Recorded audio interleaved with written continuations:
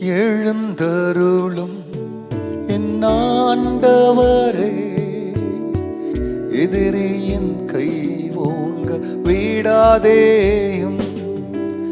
எழுந்தருளும் என் ஆண்டவரே, எதிரியின் கை ஓங்க விடாதேயும்.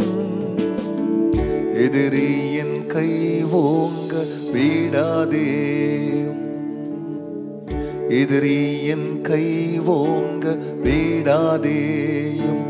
முழு இதயத்தோடு உம்மை துதிப்பே, உன்னதமானவரே.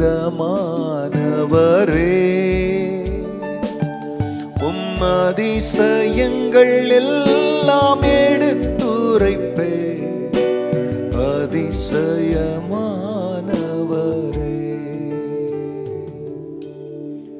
கர்த்தருடைய பரிசுத்த நாமத்திற்கு இந்த காலை வேளையிலே மகிமை உண்டாகட்டும். ஆண்டவராகிய இயேசு கிறிஸ்துவ நாமத்தில் வாழ்த்துக்கள். கிருபையும் சமாதானமும் உங்களுக்கு பெருகுவதாக. அன்பானவர்களே, இதோ இந்த நாளிலேயும் தேவனாகிய கர்த்தர் நமக்காய் கொடுக்கின்ற அவருடைய ஆலோசனையானது 2 ராஜாக்களின் புஸ்தகத்தில் 20ஆம் அதிகாரத்தில் 3ஆம் வசனம்.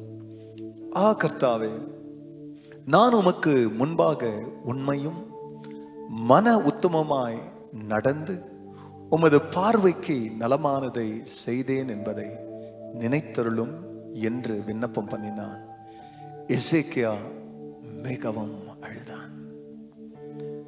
அன்பானவர்களே, இந்த உலகத்துல ஒரு வியாதி வரும் பொழுது மரண சத்தங்கள், பயத்தின் சத்தங்கள், குழப்பத்தின் சத்தம், கலக்கத்தின் சத்தம், எனக்கு அடுத்து என் குடும்பம் என்ன பண்ண, என் மனைவி என்ன பண்ணுவாங்க, என் பிள்ளை என்ன பண்ண அப்படின்ற நிறைய சத்தங்கள் நமக்குள்ளே கேட்கும். சில வேளையில நம்முடைய வியாதியை குறித்து மருத்துவர்கள் சொல்லுவாங்க, உனக்கு நாள் இவ்வளவுதான், இவ்வளவு காலம் தான் நீ வாழ போற அப்படின் பொழுது இந்த சத்தங்கள் பிரியமல்ல இன்னும் நம்மளை அதிகமாய் மிரட்டும்.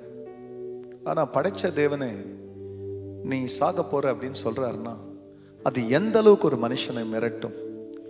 ஆனாலும் படைச்ச தேவனே கூட மரணத்தை அனௌன்ஸ் பண்ணும் பொழுது தெய்வத்துக்கு முன்பதாக எசேக்கியா மிகவும் அழுது அவர் செய்த விண்ணப்பம், தேவனே, நான் உமக்கு முன்பதாக மன உத்தமமாய் நடந்து, ஆண்டவர் உமக்கு முன்பதாக நான் உமக்கு செய்ததை எல்லாம் கர்த்தர் நினைத்தருளும் சொல்லி அவரை முழு இதயத்தோடு பின்பற்றினதை கர்த்தருக்கு முன்பதாக காண்பிக்கிறார். ஆலயத்துக்கு செய்ததை பாருங்க.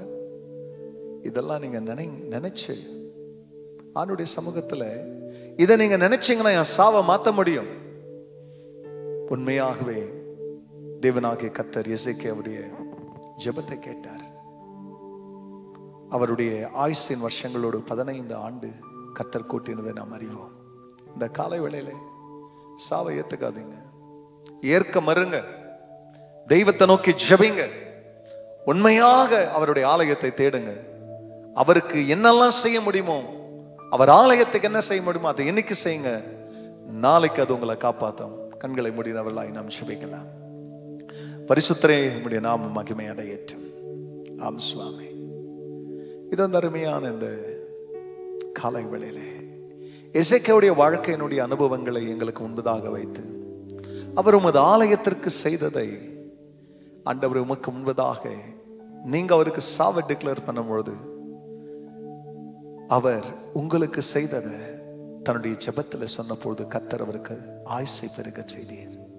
அதுபோல இந்த நாளிலே யாரெல்லாம் பலவீனம், நோய்கள், மரண பிடியில சிக்கியிருக்கிறார்களோ அந்த மக்கள் இந்த செய்தியை கேட்கும் பொழுது அவர்களும் ஜெபித்து மரணத்திலிருந்து வெளியே வர அவருடைய ஆயுசு பெருக கர்த்தர் ஆண்டவரே அவர்களுக்கு தயவு செய்யும். ஜெபத்தை கேட்டதற்காய் நன்றி.